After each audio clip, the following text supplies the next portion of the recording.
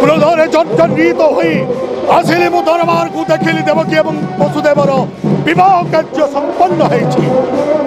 एई समय रे बोले बोले कौशले पितांको आदेश रे सुसज्जित रथ उपरे देवकी एवं वसुदेव को नहीं जाउथिली वसुदेवपुरी।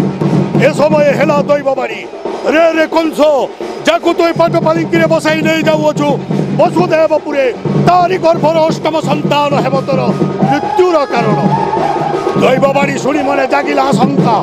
पिता उग्रसेन को गादीच्युत करी सिंहासन आरोहण कली त्रिभुवन विजयी कंस। पुरातन मंत्री अक्रूर को निर्वासन दंडरे करिछि दंडित। देवकी एवं वसुदेव को श्रृंखलित करी निक्षेप करिछि अंधकार कारा कोठरी मध्ये। আজি